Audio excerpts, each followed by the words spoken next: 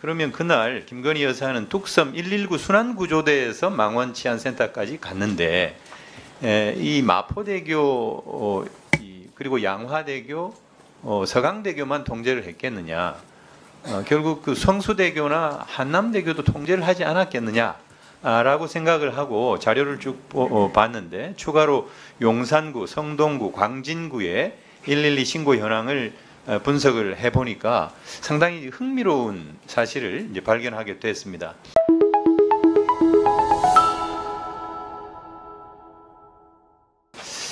저는 그 지난 경찰청과 서울청 국정감사에서 9월 10일 날 김건희 여사께서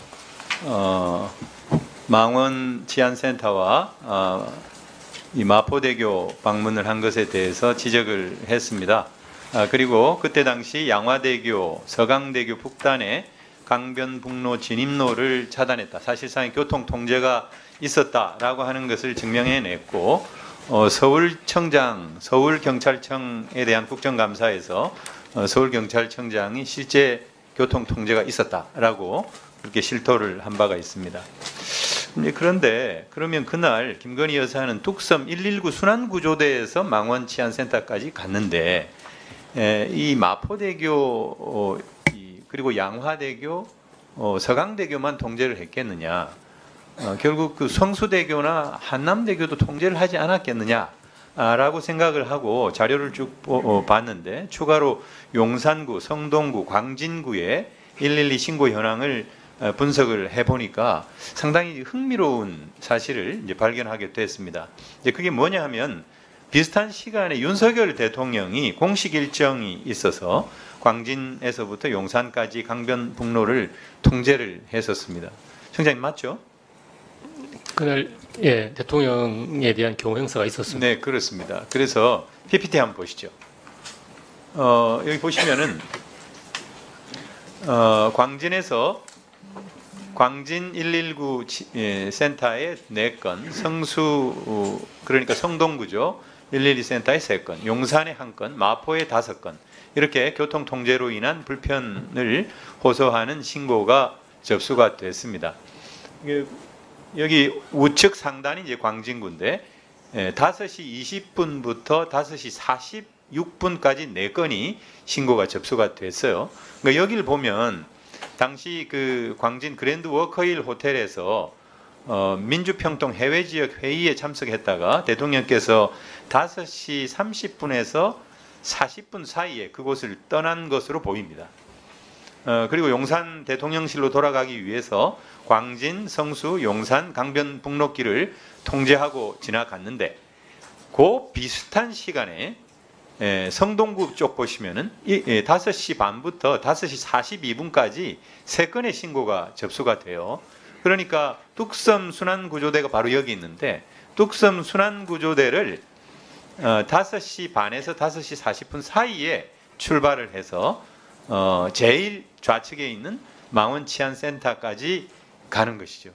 그러니까 김건희 여사는 당시 이 뚝섬 순환구조대에서 적어도 용산 근처까지는 이른바 남편 찬스를 통해서 교통이 통제된 길을 아주 자유롭게 달렸을 것 같고 그 이상 양화대교까지는 망원치안센터까지는 자체적인 교통 통제를 하면서 지나갔다. 이렇게 볼 수가 있는 거죠.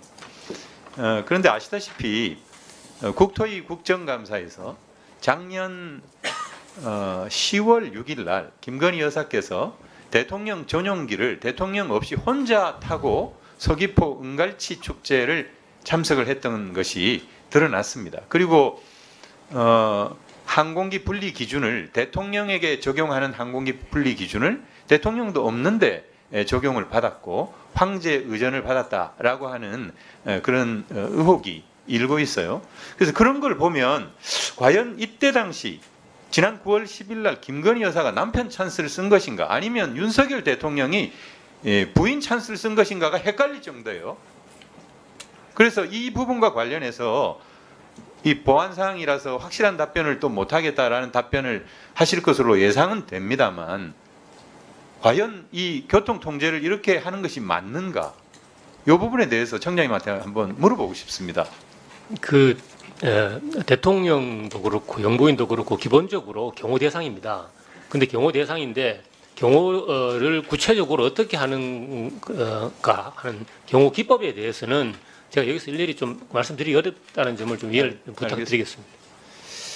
네, 그렇죠. 그러나 최소한의 교통 관리는 최소한에 그치도록 대통령 경호법에도 돼 있고 당시는 퇴근 시간이었어요. 이렇게 112 신고가 쏟아질 정도로 국민 불편이 가중됐다라고 하는 사실을 지적하지 않을 수가 없습니다. 그리고 적어도 그 시간 퇴근 시간대에 광진구에서부터 저쪽 워커힐에서부터 양화대교 북단까지 이 교통 통제가 있었다라고 하는 사실은 분명한 것 같습니다.